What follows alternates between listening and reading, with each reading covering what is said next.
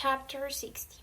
How Sir Tristram with his fellowship came and were with a host which after fought with Sir Tristram and other matters.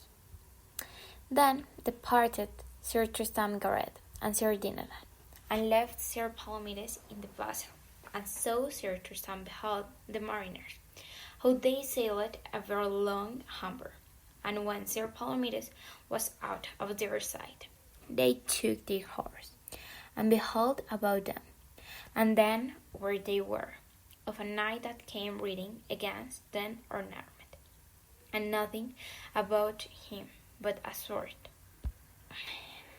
And when this knight came nigh, then he saluted them, and they him again. Fair knights, said the knight, I pray you, in so much as ye be knights errant, that ye will come and sit my castle, and take such as ye find there. I pray you heartily. And so they rode with him until his castle, and there were brought into the shell that was well apparelled, and so they were there unarmed, and set at aboard. And when this knight saw Sir Tristram, anon he knew him, and then this knight waxed play, and rode at Sir Tristram. When Sir Tristram saw his host make such cheer, he marvelled, and said, Sir mine host, what cheer make you? What do you? Said he. I fear the horse for thee, for I know there. Sir Tristram blames, thou slawest my brother, and therefore I given the sums. I will slay then and ever I met get you the odd large Sir Knight. And Sir Tristram, I am never advised that ever I slew any brother of yours. And if yes, say that I did, I will make amends unto my power.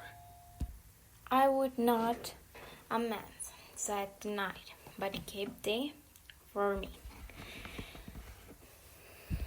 So when he had dined, Sir Tristram asked his arms, and departed, and so they rode on their ways.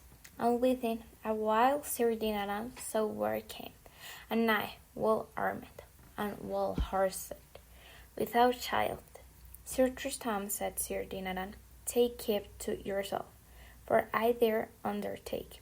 Yonder cometh your host that will be ado with you. Let him come, said Sir Tristram. I shall abide him as well as many. Anon the knight, when he came nigh Sir Tristram, he cried and bade him abide and keep him. So they hurtled together, but Sir Tristram smote the other knight so sore that he bare him over his horse's croup. That knight arose lightly, and took his horse again, and so rode fiercely to Sir Tristram, and smote him twice hard upon the helm. Sir Knight, said Sir Tristram, I pray you leave off all smite me no more, for I would be loath to die with you, and I might choose, for I have you meat, and your drink within my body, for all that he would not live. And then Sir Tristram gave him such a buffet upon the helm that he fell up so down from his horse that the blood burst out of the ventures of his helm, and so he lay still likely to be dead. Then Sir Tristram said, me repenteth of this buffet, that I smote so sore, and as suppose he is dead. And so they left him and rode of their ways. So they had not ridden but a while, but they saw riding against them twofold, likely and nice, well armed at Hellhurst, and goodly servants about them, like one of Baron Leapres.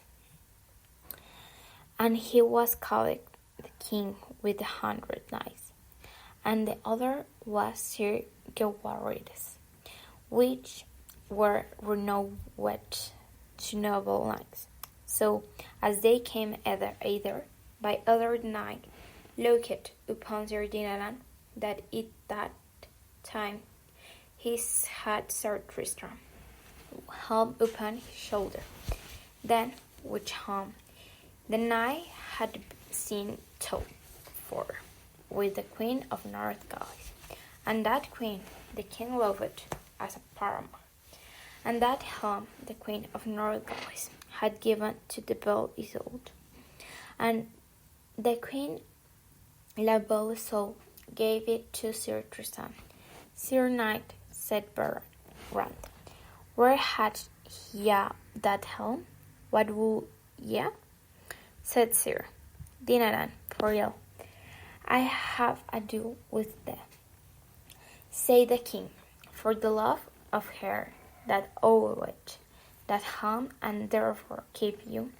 So they departed and came together with all their might of their horses, and there the king with 100 knights smote Sir Dinadan horse, and all to the earth. And then he commanded his servant, go and do his helm off, and keep it. So the varlet went to unbuckle his helm. What helm? What would you do? Said Sir Tristram. Leave the helm. To what intent? Said the king. Will ye, Sir Knight? Meddle with To that intent, said the king. Will ye, Sir Knight, meddle with that helm? Said Sir Tristram, that helm shall not depart from me, or it be thereat broke. Then make you ready, said Sir Bernard, unto Sir Tristram. So they hurried together, and there Sir Tristram smote him down over his horse. And then the king arose lightly, and got his horse lightly again, and then he struck fiercely at Sir Tristram many great strokes.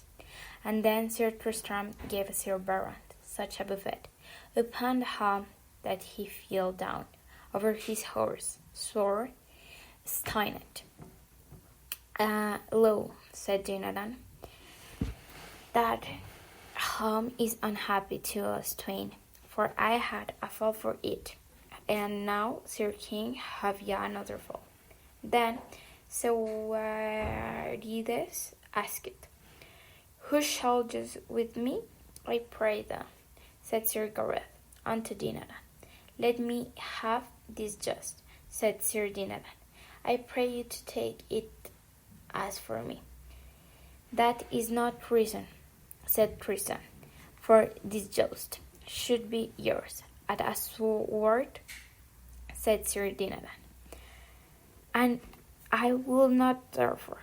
Then Gareth dressed him to Sir Gawaridus, and there Sir Gawaridus smote her and his horse to the earth. Now, said Sir Tristram to Dinadan, just with yonder knight, I will not therefore, said Dinadan. Then will I, said Sir Tristram, and then Sir Tristram ran to him, and gave him a fall. And so they left them on foot, and Sir Tristram rode unto Usgard. And there Sir Gareth would not of this courtesy have gone into this castle, but Sir Tristram would not suffer him to depart. And so they aligned, and armed them, and had great cheer. But when Dinadan came afore La Belle Isoult, he cursed the time that ever he bare Sir Tristram held.